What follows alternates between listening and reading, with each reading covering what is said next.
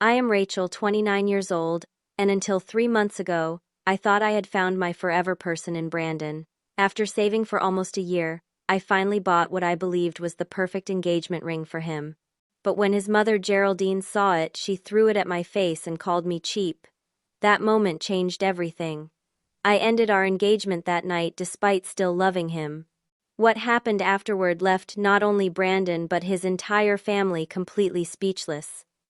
If you are watching this, drop a comment telling me where you are viewing from, hit that like button and subscribe to hear how I found my voice.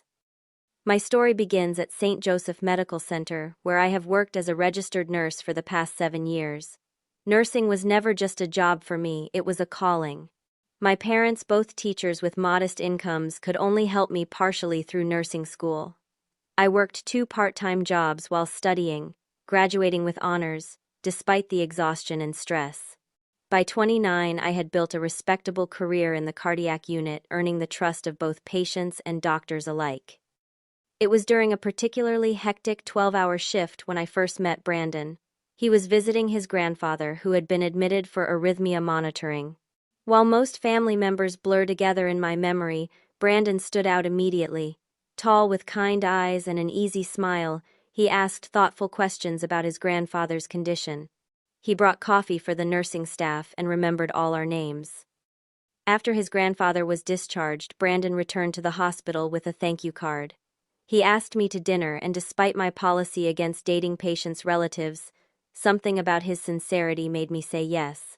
That first dinner lasted 4 hours. We talked about everything from our favorite books to our dreams for the future. Brandon worked as a civil engineer at a respected firm. Like me, he had worked his way through college, taking 6 years to finish his degree while working construction jobs. His understanding of hard work and sacrifice matched my own values. Within weeks, we were seeing each other exclusively. Our connection deepened quickly. Brandon appreciated my independence and ambition. I admired his patience and kindness. After 6 months, we were practically living together, splitting time between my modest apartment and his slightly larger condo. It was around this time that Brandon suggested I meet his family. They will love you, he assured me, especially my mother. She has always wanted me to find someone smart and hardworking. The initial meeting seemed to go well enough. Walter, Brandon's father, was a successful real estate developer, quiet but polite. Geraldine, his mother, was immaculately dressed in designer clothes with perfectly styled hair. She asked pointed questions about my family, my education, and my career plans. At the time, I interpreted her interest as simply wanting to know more about the woman her son was dating. Natalie, Brandon's younger sister, barely engaged in conversation, scrolling through her phone most of the evening. When she did speak, her comments carried subtle digs about my career choice. "Nursing is so noble," she said. "I could never work those hours for that salary." After dinner, Brandon seemed relieved. "That went really well," he said. "My mother usually takes longer to warm up to people." Looking back, I should have recognized the early warning signs. Geraldine called Brandon daily, sometimes multiple times. She had opinions about everything from his haircut to his investment choices. Brandon always consulted her before making any significant decision, something I found strange for a 32-year-old man. When Brandon mentioned meeting my parents, Geraldine insisted on hosting them at her home first. "It is important we establish the proper relationship between our families," she explained. My parents, unpretentious and warm, seemed uncomfortable in Geraldine's formal dining room but were unfailingly polite. As our relationship approached the 18-month mark, Brandon began hinting at marriage. He mentioned ring styles and asked about my preferences for stones and settings. I assumed he was planning to propose, and while I was excited, another part of me felt unsettled. The dynamic with his family, particularly Geraldine, continued to concern me. Then one evening during a walk along the riverfront, Brandon stopped and turned to me. "I think we should get engaged," he said. "Not will you marry me, but a practical suggestion, as though discussing a business arrangement." "I would love that," I replied, pushing aside my concerns. "But let me think about how we should do it." That night, lying awake beside Brandon, I made a decision that would ultimately change everything. Rather than waiting for him to propose, I would buy a ring and ask him to marry me. The idea felt both terrifying and right, a statement of my independence and commitment. The next day, I began researching men's engagement rings, excited about subverting tradition and taking control of this important step in our relationship. Looking back, perhaps I was also unconsciously testing whether Brandon could truly accept a partnership of equals independent of his mother's influence. With my decision made, I began the process of selecting the perfect ring for Brandon. As a nurse with substantial student loans, my budget was limited. I had managed to save about $15,000 over the years, my emergency fund and future house down payment. I decided I could responsibly spend up to $3,000 on the ring, which meant careful research to find something special within my budget. My first stop was a local jewelry store recommended by my coworker Jenna. The salesperson seemed disappointed when I mentioned my price range.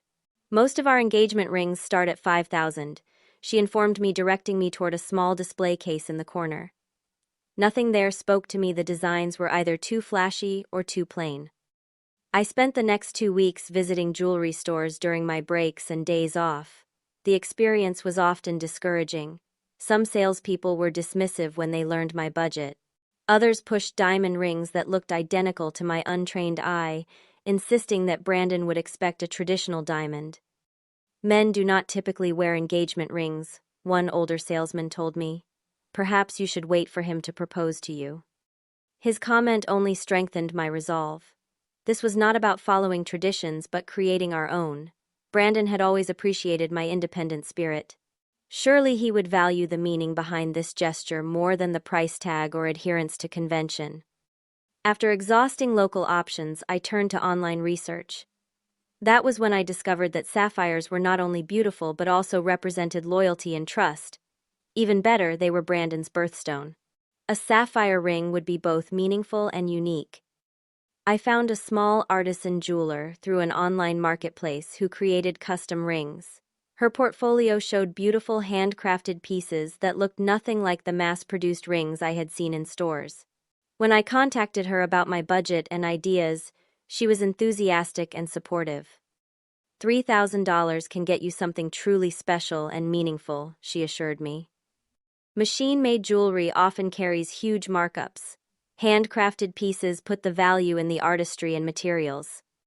Over the next 3 weeks, we collaborated on a design, a deep blue sapphire set in white gold with small accent diamonds. The band would have a subtle pattern inspired by ocean waves, a nod to our love of the beach where we had spent many happy weekends. To afford the ring, I took extra shifts at the hospital and cut all unnecessary expenses. No takeout, no new clothes, no small luxuries I had occasionally allowed myself. Every dollar saved went toward making this ring a reality. When the final design was approved, the jeweler estimated it would take 4 weeks to create. Those weeks felt endless. I continued picking up extra shifts, partly to distract myself from the anticipation, and partly to rebuild my savings. During this time, I confided in my best friend Stephanie about my plans.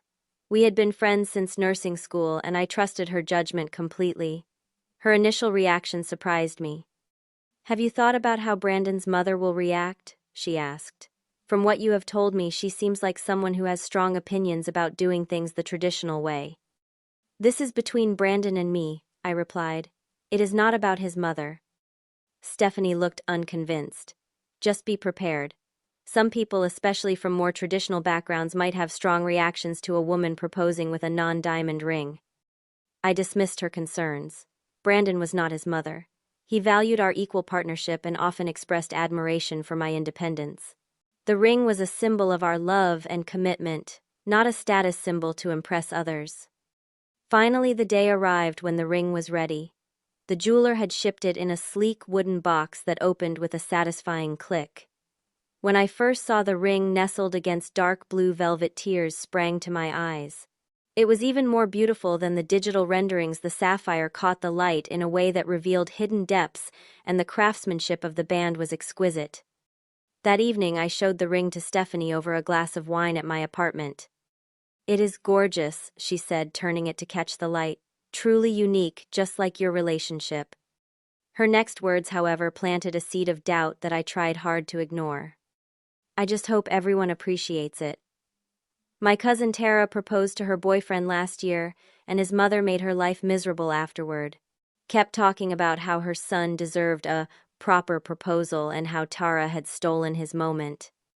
Brandon is not like that, I insisted, and we have talked about marriage enough to know we both want it. This is just my way of making it official in a meaningful way. Stephanie hugged me. You know him best. And this ring is perfect, it has your personality all over it. As I planned the proposal, I chose to keep it intimate rather than public. Brandon had never been comfortable with grand gestures or attention. I reserved a private dining room at the restaurant where we had our first date arranged for his favorite meal and planned my words carefully. Everything was set. Yet as the day approached, I could not shake the lingering doubts Stephanie had planted. What if Brandon's family, particularly Geraldine, disapproved? Would he stand by my choice, or would their opinions matter more than my heartfelt gesture? The evening I planned for the proposal arrived with perfect weather, clear skies, and a gentle breeze. I had arranged everything down to the smallest detail. The restaurant had prepared Brandon's favorite dishes. A bottle of champagne was chilling, and the private dining room was decorated with subtle touches, a few candles, fresh flowers, and framed photos of our favorite moments together. I wore a new dress, navy blue, to match the sapphire, and arrived early to ensure everything was perfect. When Brandon walked in, his face lit up with surprise. "What is all this for?" he asked, taking in the private room and decorations. "Just wanted to do something special," I replied, my heart pounding so hard I was sure he could hear it. Throughout dinner, we reminisced about our relationship, our first date in this very restaurant weekend, trips to the coast, the time we got caught in a sudden downpour and ended up drenched but laughing. With each memory, my certainty grew. This was right. We were right. After dessert was served, I took a deep breath and reached for the wooden box in my purse. Brandon looked confused as I stood up and moved to his side of the table. "Brandon," I began, my voice steadier than I expected. "The past 18 months have been the happiest of my life. You challenge me, support me, and make me laugh, even on my worst days. I cannot imagine my future without you in it." I opened the box, revealing the sapphire ring. "Will you marry me?" For a moment, Brandon simply stared at the ring, his expression unreadable. My heart sank. Had I misread everything? Then his face broke into the widest smile I had ever seen. "Rachel," he said, taking the box from my trembling hands, "this is beautiful and unexpected, and yes, absolutely yes." He slid the ring onto his finger where it fit perfectly. "I cannot believe you did this. The ring is incredible. Is that a sapphire?" I nodded, relief and joy washing over me. "Your birthstone. And the band pattern is inspired by the ocean at Cypress Beach." He examined it closer, genuinely appreciative of the details. "I love it. I love that you proposed. I love everything about this." As we celebrated with champagne, Brandon mentioned that he had actually been looking at rings for me too. "Great minds think alike," he laughed. "Though I would never have thought of getting myself a ring. This is perfect." The evening was everything I had hoped for. As we drove home, however, Brandon made a suggestion that sent a chill through my happiness. "We should show my parents this weekend. They will be so surprised. My mother especially, she has been asking when we would get engaged."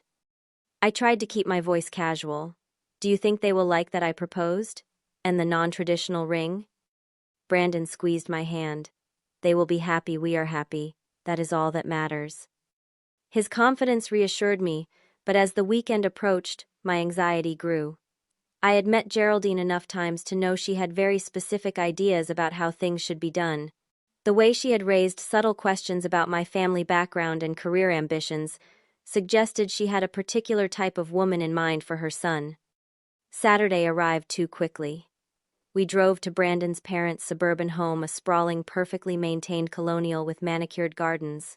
Walter opened the door, greeting us with a firm handshake for Brandon and a brief hug for me.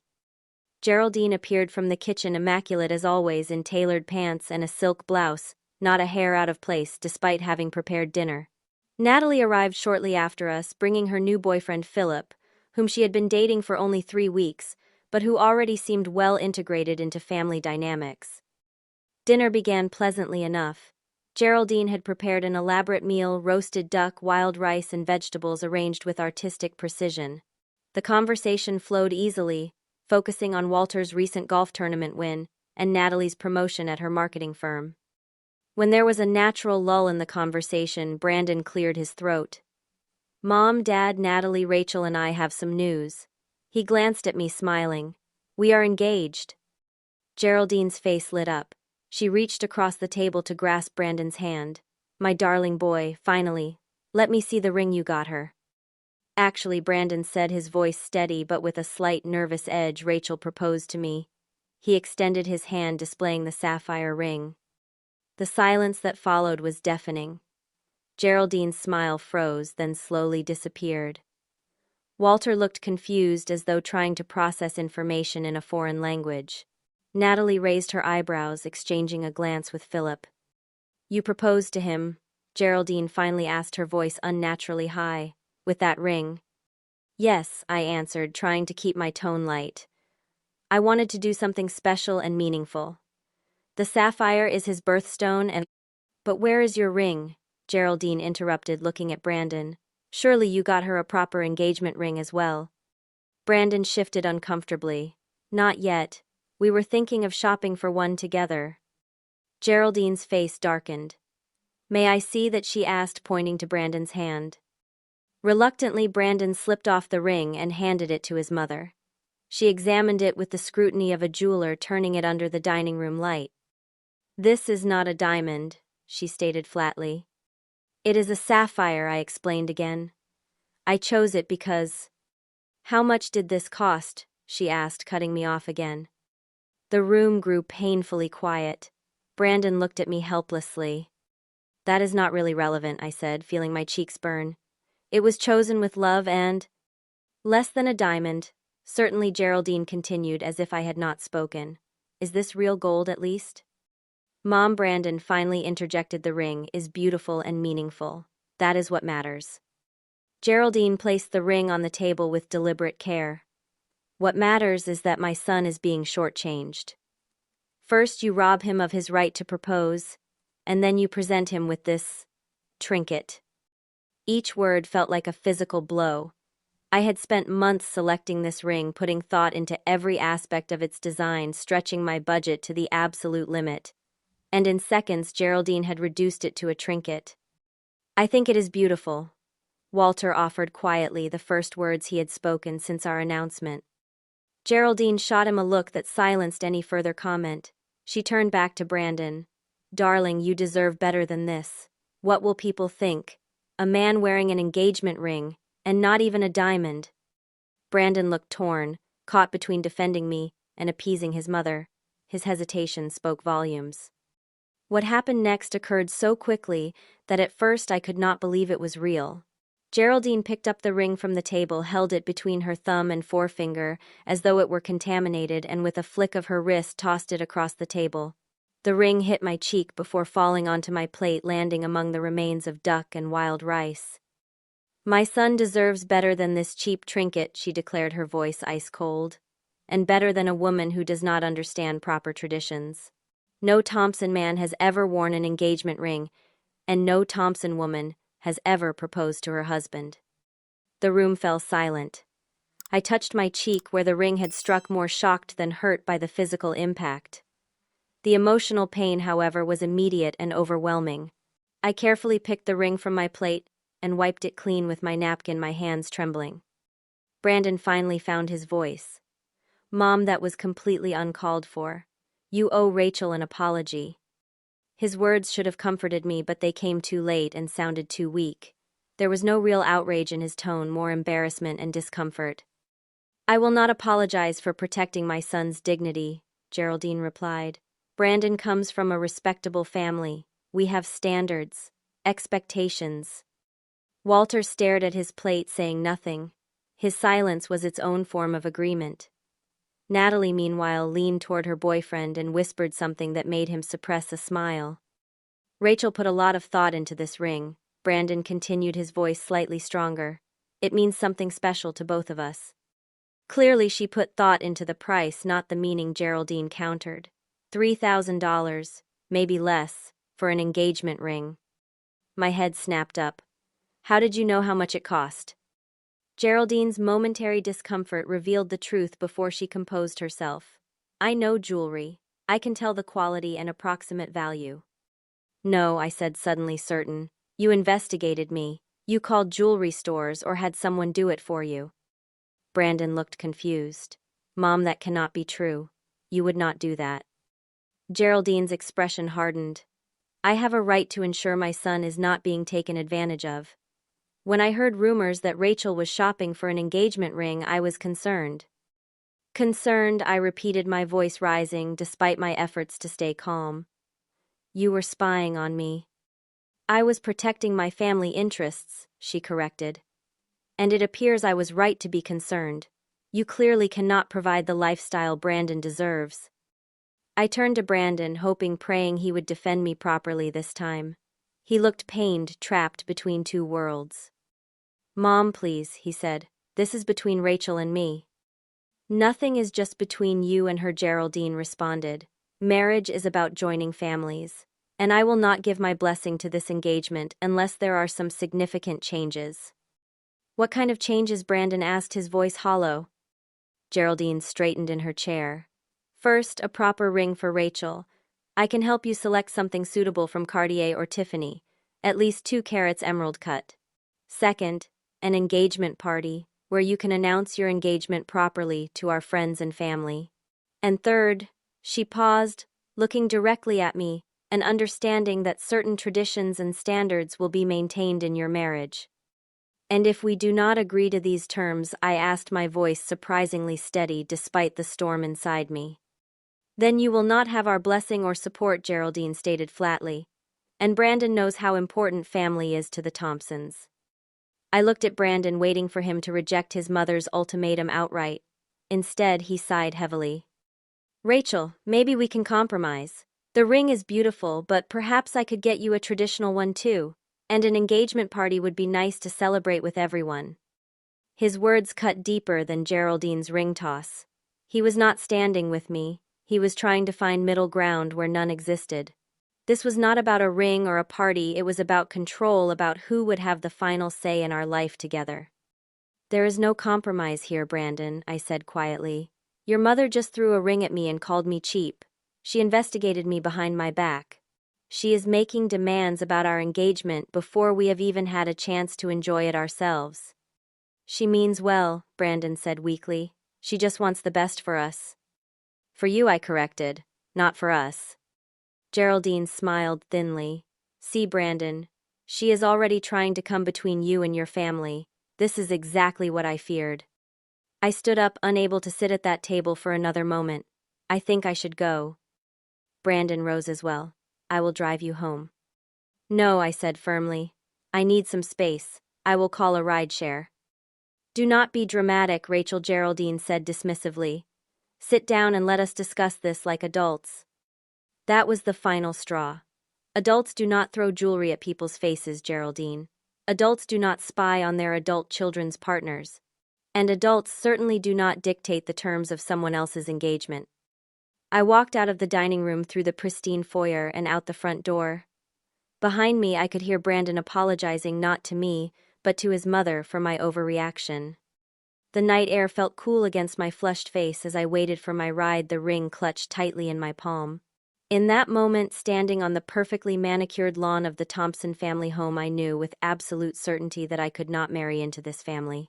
Not because of a ring or a proposal, but because the man I loved had failed the most important test of our relationship. When forced to choose, he had not chosen me. The rideshare driver, sensing my distress, mercifully remained silent during the 30-minute journey back to my apartment. I stared out the window, watching suburban landscapes give way to city streets. The sapphire ring still clutched in my hand, its edges pressing into my palm.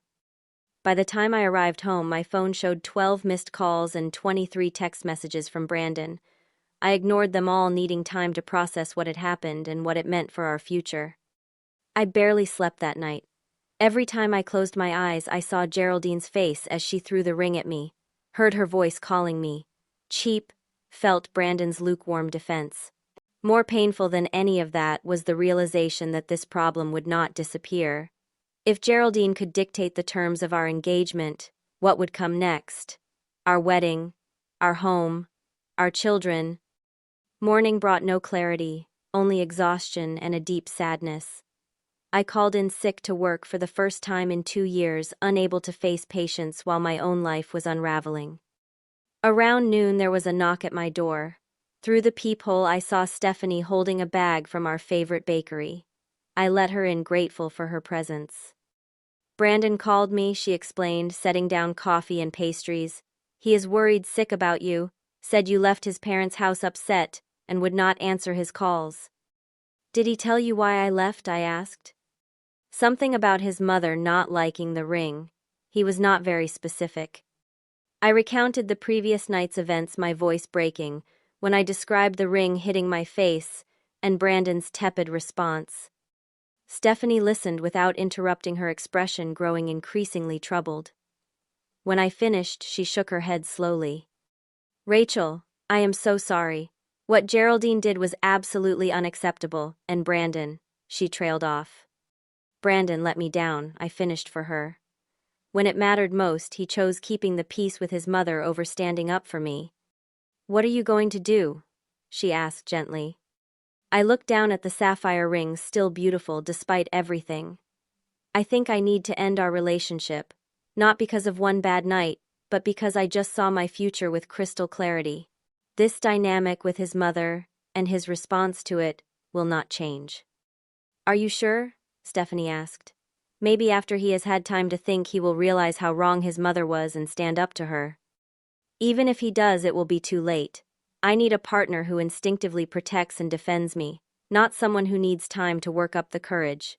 This is not about the ring anymore. It is about respect and priorities. Stephanie nodded, understanding in her eyes. You deserve that. You deserve someone who puts you first. Later that afternoon, Brandon showed up at my apartment unannounced.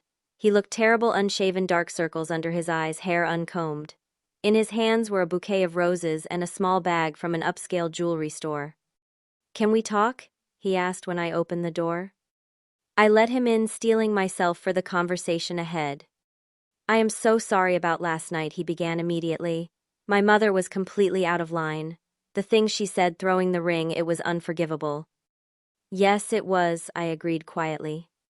I bought you something, he continued, holding out the small bag, to show you how serious I am about us. Inside was a velvet box containing a diamond ring, large, brilliant, and completely impersonal. The kind of ring that could have been on any woman's finger. Nothing about it spoke to our relationship or my personality. Your mother picked this out, did not she? I asked. Brandon's hesitation was answer enough. She helped, but I want you to have it, to make things right. I closed the box and handed it back to him. This ring does not make anything right, Brandon. It actually confirms exactly what I feared. What do you mean? You still do not understand what the real problem is. It was never about whether I had a diamond ring. It was about your mother thinking she has the right to dictate our choices and you letting her. Brandon ran a hand through his hair in frustration. You do not understand the pressure I am under. My family has expectations. And what about your expectations for yourself, for us? Do those not matter more? Of course they do, he insisted. I love you, Rachel. I want to marry you. But on your mother's terms, I pointed out. With her approval. Is that so wrong? To want our families to support our marriage? Support is not the same as control, I said gently. Your mother wants to control our relationship and you are allowing it. Brandon's expression hardened slightly. So you are giving me an ultimatum, choose between you and my family? No, I answered truthfully.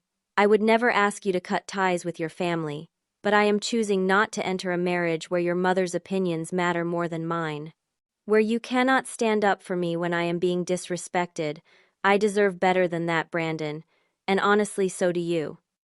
What are you saying? He asked, though I could see in his eyes that he already knew. I am saying our engagement is over. Our relationship is over. Brandon looked stunned, as though he had genuinely expected the diamond ring to fix everything. Just like that. After 18 months together. No, not just like that. After watching you choose your mother's happiness over mine. After realizing this is a pattern that will continue throughout our marriage if I let it. Give me another chance, he pleaded. I will talk to my mother, make her understand she needs to respect our choices. The time for that was last night, I said firmly. When she threw a ring at my face and called me cheap, you should have walked out with me, not stayed behind to apologize to her for my overreaction. Brandon's face fell as he realized I had hurt him. I was just trying to smooth things over. That is the problem. You have been smoothing things over your whole life instead of setting boundaries. I took his hand and placed the sapphire ring in his palm, closing his fingers around it. Keep this to remember what might have been. I hope someday you find the courage to live your life for yourself, not for your mother's approval. Tears filled his eyes as the finality of my decision sank in. I do love you, Rachel. I know, I said, my own eyes welling up. I love you too, but sometimes love is not enough. After Brandon left, I allowed myself to cry for the relationship I had lost, for the future I had imagined, for the man I had thought Brandon was. The next day I returned to work, throwing myself into caring for patients as a way to heal my own heart. Word spread quickly among my coworkers. Many expressed surprise. Brandon and I had seemed so perfect together. A few shared their own stories of relationships destroyed by interfering in-laws. Jenna, whose mother-in-law had tried to plan every aspect of her wedding, hugged me and whispered, "You dodged a bullet, trust me." Over the next few weeks, Brandon called and texted regularly, each message more desperate than the last. He had talked to his mother. She was willing to apologize. He would set better boundaries. He had even looked at apartments in another city far from his parents. But something had broken inside me that could not be repaired with promises. The veil had been lifted, and I could not unsee the reality of who Brandon was. A good man, yes, but one who had been conditioned his entire life to prioritize his mother's happiness above all else. 4 weeks after our breakup, I sold the sapphire ring back to the jeweler who had created it. She gave me $2,000, a significant loss, but I needed the clean break more than the money. That evening, I treated myself to a solo dinner at an upscale restaurant I had always wanted to try but had been saving for a special occasion. Sitting there alone, savoring each bite and each moment of independence, I realized this was indeed a special occasion, the beginning of reclaiming my life and my worth. 3 months passed. Spring turned to summer, bringing with it longer days and warmer temperatures. I had thrown myself into my career, accepting a promotion to charge nurse that required additional hours, but came with better pay and more responsibility. The extra work helped keep my mind occupied, and my heart too busy to dwell on what might have been. I had not heard from Brandon in several weeks. His calls and texts had gradually decreased until they stopped entirely, which I took as a sign that he had finally accepted our breakup. On a Tuesday afternoon, I stopped at a coffee shop near the hospital after my shift. As I waited for my order, a familiar voice called my name. I turned to find Walter, Brandon's father, standing behind me in line. My first instinct was to make a polite excuse and leave, but something in his expression, a mixture of surprise and what appeared to be genuine pleasure, made me stay. "Rachel," he said again, "it is good to see you. You look well." "Thank you, Walter. So do you." An awkward silence fell between us. The barista called my name, saving us momentarily. Walter ordered his coffee, then hesitantly asked, "Do you have a minute to sit? I would like to talk with you, if that is all right." Curiosity overcame my reservations. In all the time I had known Brandon's family, Walter had remained a background figure, quiet and seemingly compliant with Geraldine's dominant personality. We found a small table in the corner of the cafe. Walter stirred his coffee, methodically gathering his thoughts.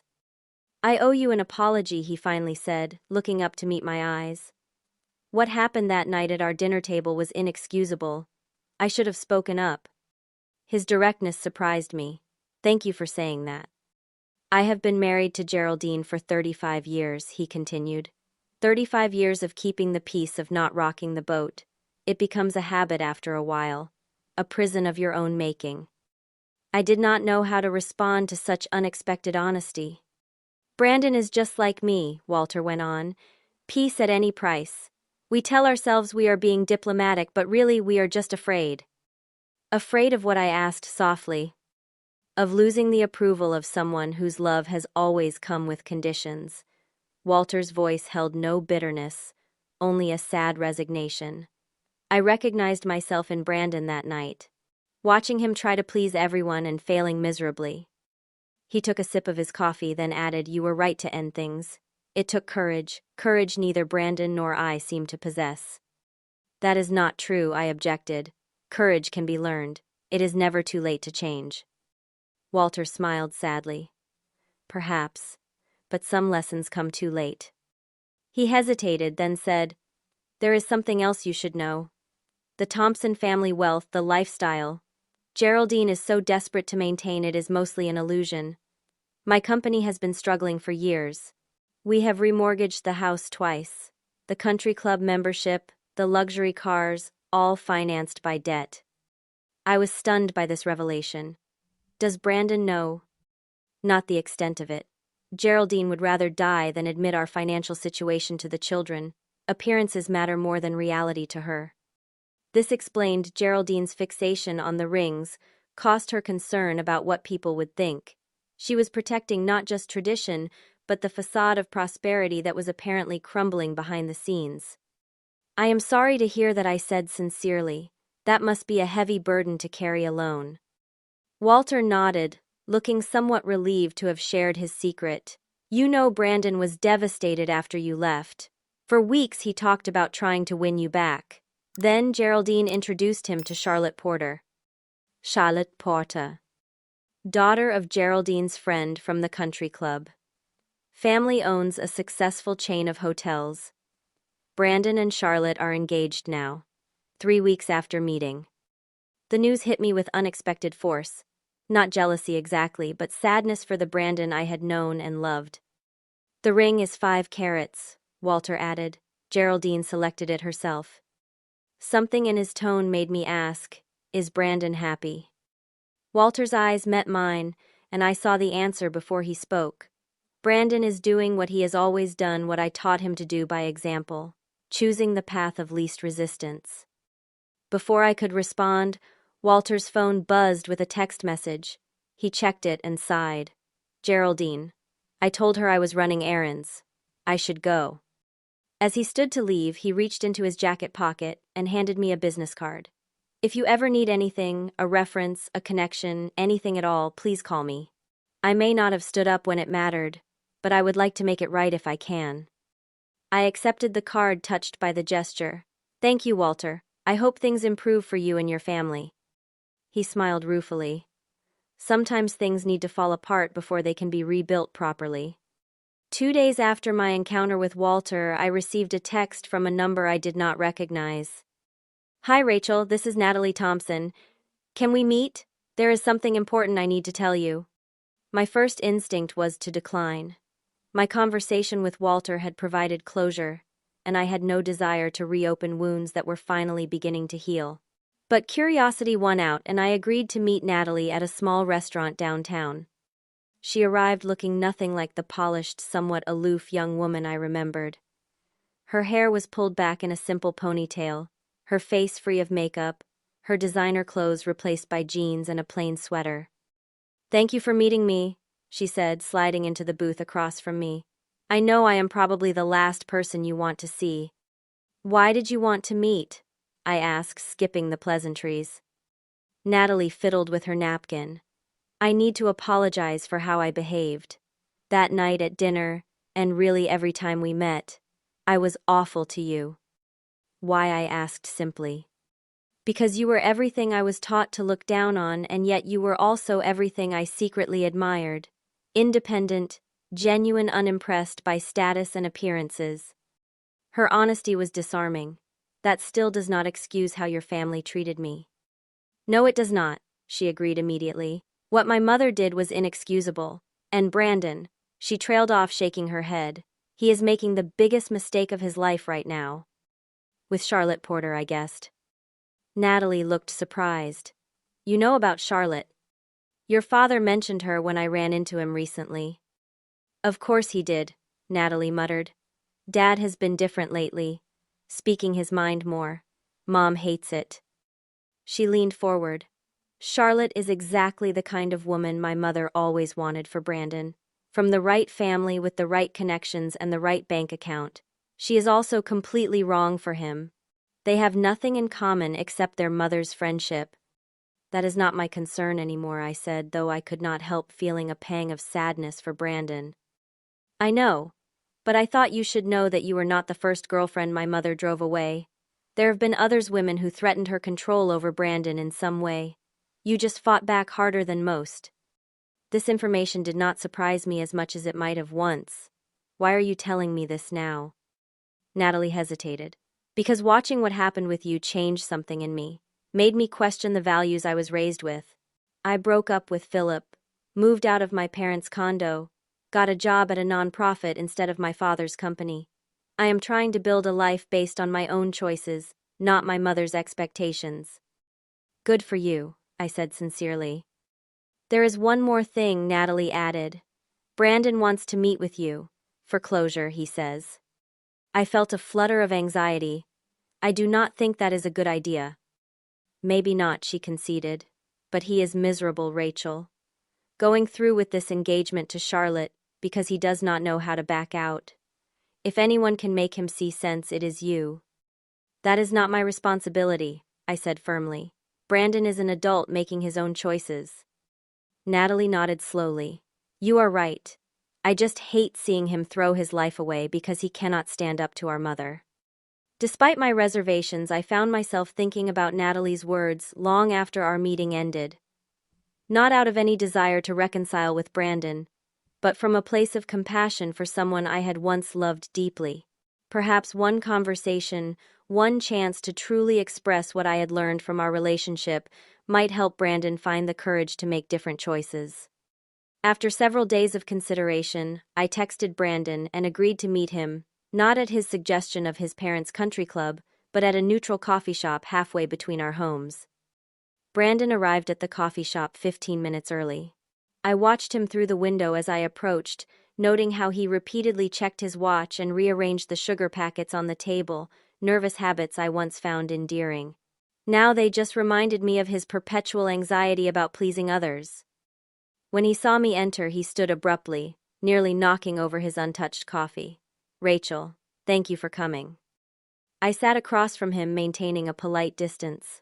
You wanted to talk. I am listening. Brandon looked thinner than I remembered, the confident engineer I had fallen for, now replaced by someone who seemed stretched too thin, like fabric pulled in too many directions. A diamond-encrusted watch I had never seen before glinted on his wrist, likely a gift from Charlotte or her family. How have you been? He asked. Good, I answered honestly. I was promoted to charge nurse. The hours are challenging, but I love the additional responsibility. That is great, he said, and I could tell he meant it. You always deserve that recognition. An awkward silence fell between us. Brandon broke it first. I made a terrible mistake, he blurted out. Letting you go. Not standing up to my mother. All of it. I had anticipated this might be coming, but still felt unprepared. Brandon. Please let me finish, he interrupted gently. I have been engaged to Charlotte for 2 months now. She is perfectly nice, comes from a good family, my mother adores her. On paper, everything is perfect. But I prompted when he paused. But I am miserable, he admitted. Every day I wake up feeling like I am living someone else's life, following someone else's plan. He looked up, meeting my eyes directly. I miss you. I miss the way you challenged me to be better, to think for myself. With Charlotte, everything is decided for us by our mothers, by family expectations, by what people will think. I felt a complicated mixture of sympathy and vindication. I am sorry you are unhappy, Brandon. Truly. But what exactly are you hoping for from this conversation? He reached across the table as if to take my hand, then seemed to think better of it. I do not know. A second chance, maybe. I have been seeing a therapist, learning about boundaries and codependency. I know now what I did wrong. The Brandon sitting across from me seemed sincere, possibly even changed in some ways, but the timing of his revelation felt convenient. Only after experiencing the alternative did he recognize what he had lost. What about Charlotte? I asked. Brandon winced. She deserves someone who loves her completely, not someone who is comparing her to someone else every day. And your mother? What does she think about your therapy and these new boundaries? His hesitation told me everything. She does not exactly know. About the therapy, I mean. Nothing had really changed then. He was still hiding his true feelings, still avoiding confrontation with Geraldine. The realization solidified my decision. Brandon, I care about you. I probably always will. But we cannot go backward. The person who threw my ring at me was your mother, but the person who broke my heart was you when you failed to defend me. I know that now, he said desperately. I would do things differently. Maybe, I acknowledged. But relationships should not require traumatic experiences to function properly. You should not need to lose someone to understand their worth. Brandon's shoulders slumped. So there is no chance for us? No, I said gently, but firmly. What we had was real and valuable. But it is part of our past now, not our future. Tears filled his eyes. I am going to break off my engagement to Charlotte, not for you, but for me, and for her. She deserves better. That sounds like a healthy decision, I agreed. And maybe someday you will find the courage to have an honest conversation with your mother, too. I hope so, he said quietly. My father has been different lately, standing up to her in small ways. It is strange to watch, but also inspiring. We talked a while longer, the conversation shifting to safer topics, mutual friends, changes at the hospital, books we had read recently. When it was time to leave, we hugged briefly, the embrace carrying the finality of a true goodbye. Be happy, Rachel, Brandon said. You deserve it. So do you, I replied, meaning it sincerely. In the months that followed, I threw myself into my new role at work. The promotion came with additional responsibilities that challenged me professionally and personally.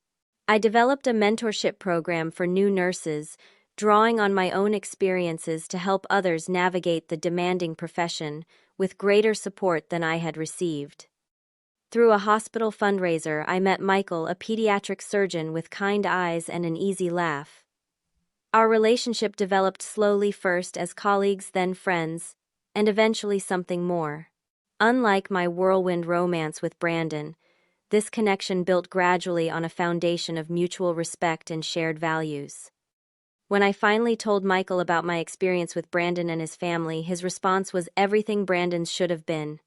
That is outrageous, he said, genuine indignation in his voice. No one deserves to be treated that way, especially by family. 6 months into our relationship, I attended a medical conference where, across a crowded reception hall, I spotted Brandon with a woman I did not recognize. They were deep in conversation, neither noticing me. From a distance, Brandon looked more like his old, self-animated engaged, standing taller somehow. Later that evening, I bumped into him at the hotel bar. He was alone, nursing a glass of whiskey. Rachel, he said, surprised, but seemingly pleased to see me. You look wonderful. Thank you. You seem well too. Brandon nodded. I am getting there. I ended things with Charlotte like I said I would. It was the right decision for both of us. I saw you with someone earlier, I remarked. Diana, he supplied. She is a civil engineer I met through work. Just friends for now, but he trailed off with a small smile. That is great, Brandon. I am happy for you. He took a sip of his whiskey before asking, And you? Are you seeing anyone? Yes, I answered honestly. His name is Michael. He is a surgeon at my hospital. Brandon's smile seemed genuine. Good. You deserve someone who appreciates you for exactly who you are. We chatted briefly about our careers and mutual acquaintances before saying goodbye. As I walked away, Brandon called after me. Rachel, my parents separated last month, after 35 years. I turned back surprised. I am sorry to hear that. Brandon shook his head. Do not be. My father says it is the first time he has felt free in decades. My mother is not taking it well, but maybe it will be good for her too eventually. Learning that she cannot control everything and everyone. That night, lying beside Michael in our hotel room, I reflected on how differently everything had turned out from what I had once planned. The painful end of my relationship with Brandon had ultimately led both of us toward healthier paths, separate but perhaps better than what we would have built together. The sapphire ring that once represented my hopes for a future with Brandon now existed only in memory, but the lessons it taught me remained that true love requires courage, that respect is non-negotiable, and that sometimes walking away is the strongest choice you can make. Life rarely follows the path we imagine for ourselves. The painful moments a ring thrown in anger, words that cut deep, dreams shattered, can feel like endings when we are living through them. But often they are just redirections pointing us toward where we truly belong. My relationship with Brandon's family taught me my own worth in a way that no happy ending could have. It showed me that I was strong enough to demand respect, brave enough to walk away from what hurt me, and resilient enough to build something new from the pieces. If you have ever faced a similar choice between accepting disrespect or walking away from someone you love, know that choosing yourself is not selfish. It is necessary. The people who truly deserve a place in your life will never make you choose between their love and your dignity. Have you ever had to make a difficult choice between someone you loved and your own self-respect? I would love to hear your stories in the comments below. And if this story resonated with you, please like, subscribe, and share it with someone who might need to hear that sometimes the hardest decisions lead to the greatest growth. Thank you for listening to my journey, and remember, you deserve someone who will stand beside you, not behind their family when it matters most.